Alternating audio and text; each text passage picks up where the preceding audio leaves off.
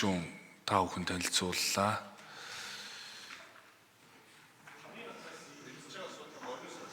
За гормын санал. Төмрийн их хоёр. За улсын их хурлын хяналт шалгалтын төр хороо хуралдаад тайланд өгүүлэлтээ гаргаад улсын их хурлын чуулганд танилцуулснаар татан богддог.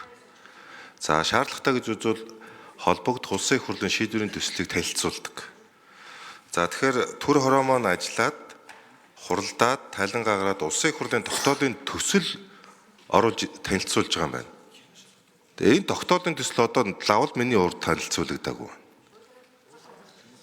Лав одоогоор ямар тогтоолын төсөл одоо бид батлыг гэж гадаагааг одоо би мэдэхгүй байна. Тэгээ тараас юм уу? Хизээ тараас. Гүг хизээ тараас. Өнөөдрөө тэгвэл энийг танилцмаар байна. Судлах нэгдүгээрт болцсон олго маань. Хоёрдугаарт энэ улсын их хурлын дэгийн хууль, хяналт шалгалтын хуулиар одоо би өмнөх парламентын үед ажиллаж байхад энэ тогтоолын төслийн эдийн засгийн байнгын ороогоор танилцуулж ирсэн байхгүй юу? Одоо манай хөгжлийн банк болон нүүрсний хяналт шалгалтын төр хороо улсын их хурлын тогтоолын төслөө эдийн засгийн байнгын ороогоор хэлэлцүүлж ирсэн. Тэгээд чуулганд орж ирсэн. Одоо шууд тогтоолын төсөл дээр их хурл бусад төр хорооноос бусад их хурлын гишүүд тогтоолын төсөлтэй холбоотойгоор санал гаргах эрх боломжгүй болчиход байна л да. Одоо энэ заалтыг нь ингэж өөрчлөе гэдэг юм уу? Энэ заалтыг нь ингийн гэдэг тэр улсын их хурлын гишүүний санал гаргах эрх хязгаарлагдчихад байна. Тэгэхэнгүүт төр хорооноос орж ирсэн тогтоолыг эсвэл батал, эсвэл битгий батал гэдэг сонголтыг шууд тулгачаад байна л да. Санал гарах, би яриад санал гарах эрхийг хязгаарлалчаад байна. Төр хороо болвол тогтоолын төсөл санаачлах эрхээ эдэлчихэд байгаа юм. Их хурл танилцуулчаад шүү дээ. Тогтоолын төслөө санаачлаа, төр хороогоор хэлцээд санаачилсан. Тэрэн дээр төр хорооноос бусад гишүүд нь тэр тогтоолын төсөл дээр санал гарах тэр эрх одоо хаана яаж эдлэх вэ энэ эрхээ их хурлын гишүүд, бусад их хурлын гишүүд. Тийм асуудал үүсчээд байгаа байхгүй юу? Тэгэхээр Батнарамтлаа миний өгшөө хөөе. Битээ зөрүүдлээ дээ. Би их хурлын 110 гишүүний улсын их хурлын шийдвэр дээр санал гарах үндсэн хууль заасан эрхийн тухай яриад байна. Зөв буруугийн тухай яриаггүй байна. Тэгэхээр энэ эрхийг нь хангаж яахгүй болвол одоо хэдэн хуудас их хурлын шийдвэрийн төсөл байгаа юм. Тэр 100 заалттай тогтоолын төсөл дотор нэг заалтан дээр жишээлбэл нэг хууль тогтоох саналтай байж болно шүү дээ. Бусад 99 заалтын дэмжиж болно шүү дээ. Зөвхөн тэр нэг заалтын дэмжихгүй би хасах санал гаргаж болно шүү дээ. Тэгэхээр ингээд шууд тулгаад байгаа байхгүй. Эсвэл энийг бүгдийг батал гэдэг ийм сонголт өгөөд их хурлын 110 гишүүний эрхийг хязгаарлалчаад байгаа байхгүй юу? Би энийг яриад байгаа. Энийг яаж шийдэх вэ гэдэг асуулт байна. Тийм учраас энийг тогтоол тайлан бол одоо танилцсан, сонсцсон.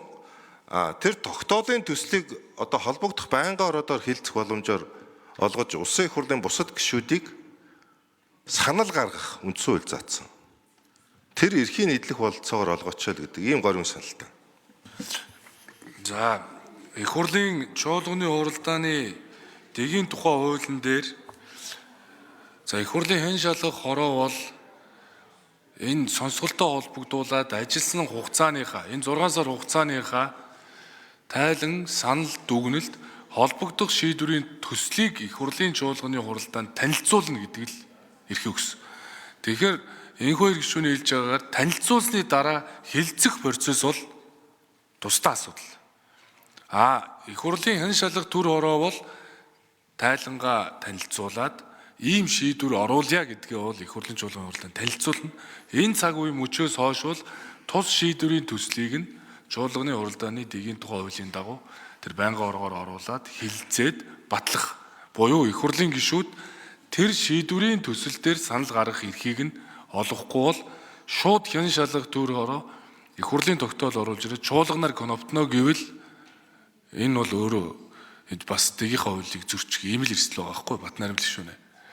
Гэхдээ ер нь бол би одоо нэг зүйлийг хэлье. Батнаримд гишүүн хэн шалах төр ороог ахлаад олон нийтийн мэд хэрхийг хангуулад одоо 3 өдрийн туршид энэ сонсголыг маш одоо өндөр зохион байгуулалттайгаар хийлээ. Олон нийт энэ оюутлахын гэрээтэй холбоотойгоор одоо маш олон мэдээллүүдийг авлаа. Шүүмжлэл эргэцүүллээ. Холбогдох гэрчүүд, холбогдох албан тушаалтнууд ажлын хэсгийнхэн оролцлоо. Тэгээ Батнаримд гишүүний ахалсан энэ хэн шалах төр ороо бол үнэхээр одоо дэвшилтэд ийм ажил боллоо. Тэгээ Батнаримд гишүүнээр ахлуулсан энэ хэн шалах төр орооны гишүүдэд бас баяр хүргэе. Энэ бол одоо сайн ажил боллоо. Одоо бид цаашдаа яах вэ гэж. Батнаримд гишүүн төр орооныхоо тайланг тавьчлаа.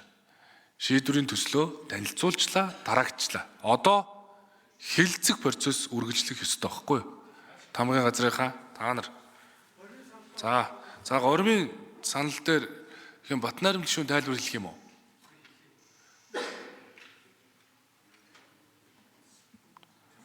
За Тэмүүжин гишүүн